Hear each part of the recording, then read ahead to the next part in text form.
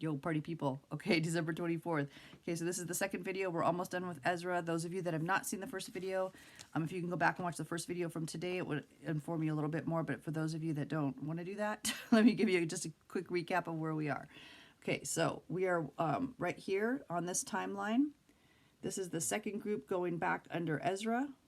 So this is the northern kingdom. It falls to Assyria here. This is the southern kingdom. It falls to Babylon here. This is the Babylonian exile. Here's the book of Daniel. Then we see the rise of Persia, right?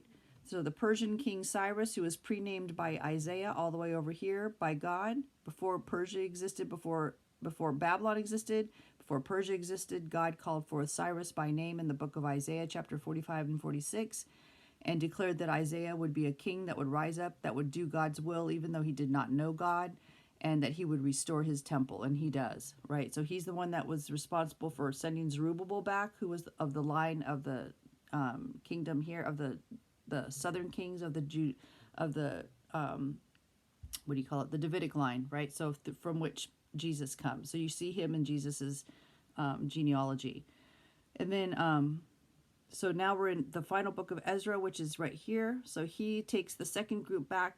And so what we're encountering right now is him deciding that he needed that for them to continue to rebuild the temple and to reestablish the nation as it once was, that they need to, the major thing that he has to focus on right now is their improper marriages, right? They've been, a whole bunch of them have married foreign wives, and for them at this time, they're seeing that the foreign wives are the major influence that's allowing them or bringing in the practice of idolatry, them worshiping other gods.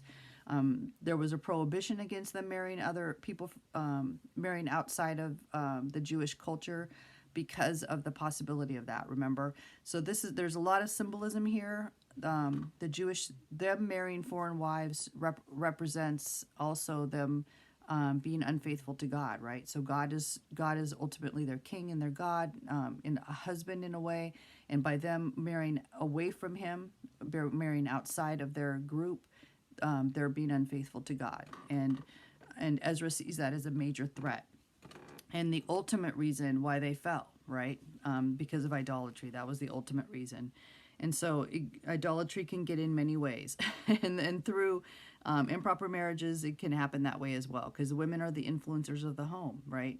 And so when you have women that are from another culture and they're worshiping other gods, false idols and demons, and then you have children with them, the women are the ones at home teaching the children. So then they continue that practice with their children.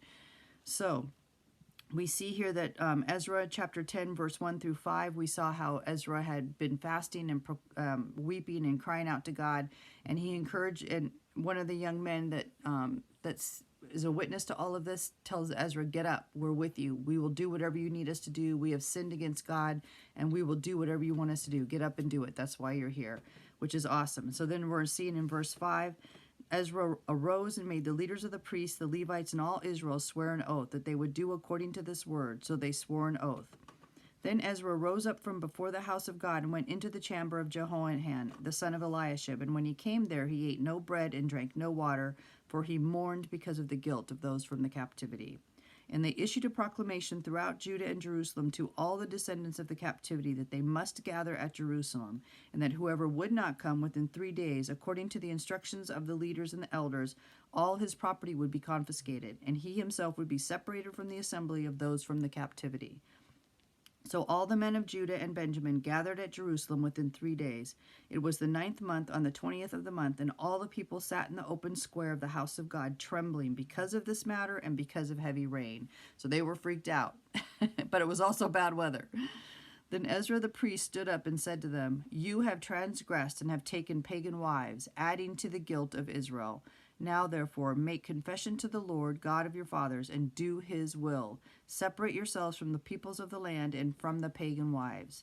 Then all the assembly answered and said with a loud voice, yes, as you have said, so we must do. But there are many people. It is the season for heavy rain, and we are not able to stand outside, nor is this the work of 1 or 2 days, for there are many of us who have transgressed in this matter. Please let the leaders of our entire assembly stand, and let those in our cities who have taken pagan wives come at appointed times, together with the elders and judges of their cities, until the fierce wrath of our God is turned away from us in this matter. And then it says, okay, so they're saying, let's do it, okay? But the weather is bad, and there's too many of us that have done this. So let us go back to our cities where we're from, and let the leaders of our cities, call a congregation together and address this on an individual basis within the cities, within the communities, right? So that's what they want to do. They're saying, yeah, let's do this. And then it says in verse 15, only Jonathan, the son of Asahel, and Jahaziah, the son of Tikva, opposed this. And Meshullam and Shabbathai, the Levite, gave them support.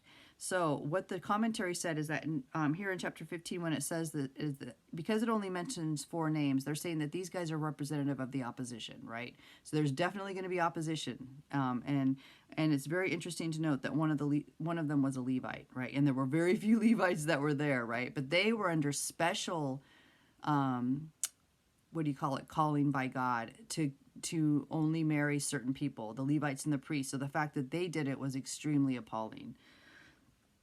But again, as we mentioned before, when all of the captivities happened here on, like you see the fall of the northern and the southern kingdom, right? What happened is a lot of the priests and the Levites were scattered, right? And they were relying on the system as it was originally to receive tithes and offerings for support. So many of them had gone away from their traditional role as priests and Levites, right? And so I think when you're not functioning in the role you're supposed to be functioning in, it's easier to walk even further away, right? Well, I'm not functioning as a priest, so I guess it's okay if I marry a foreign wife. That kind of thinking is what I'm thinking happened. But that's just me thinking, because I do know that many of them were not able to function in their roles. We went over that in a previous study. So then it says, verse 16, then the descendants of the captivity did so, and Ezra the priest with certain heads of the fathers' households were set apart by the father's household, each of them by name, and they sat down on the first day of the 10th month to examine the matter. By the first day of the first month, they finished questioning all the men who had taken pagan wives. So while we think it's a lot, it was only like 113 people total that had done this of the group that was there. There were some priests and some Levites that did it, but very few. I think it was less than 20 each. And then most of them were just regular people. And it says, verse 18, and among the sons of the priests who had taken pagan wives, the following were found. Okay, so then it starts listing them all. So I'm not going to go through the lists, but it's very interesting because it does, from this point forward, from 19 on, all it does is list all of the people who had taken the names. So that was interesting because that's how chapter 10 ends. So if we go 24, it says, first it starts with the priests, and then it goes to verse 23 goes to the Levites and names them, and then then it talks about the singers who had taken pagan wives, and then it says, and the others of Israel, and it lists all of those people. And so in the very last verse of Ezra chapter 10 is verse 44, and it says, all these had taken pagan wives, and some of them had wives by whom they had children, period. And that's the end of it. So those are the people that had to put out their wives and the children with them. But again, this doesn't, and I even looked this up in the, actually, no, I didn't look it up in the Jewish one. But I did, according to the commentary, this is not addressing the wives that had been pagan, that had turned to Judaism, right? So this is only addressing the wives and the men who had married pagan wives that had not followed God, that had continued to follow in their worship of false idols, and had brought that into the homes.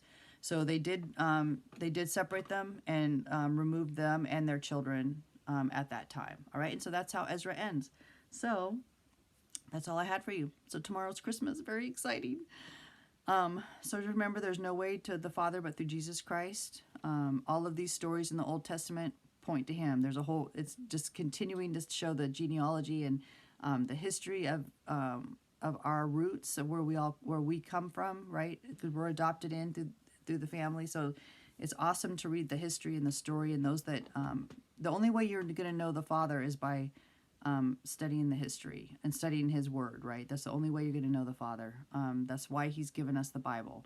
And just remember, there's no way to the Father but Jesus. All you have to do is say, Jesus, I don't understand everything, but I give you my life, and you're in, period. And then just start reading His Word so you can get to know Him. All right?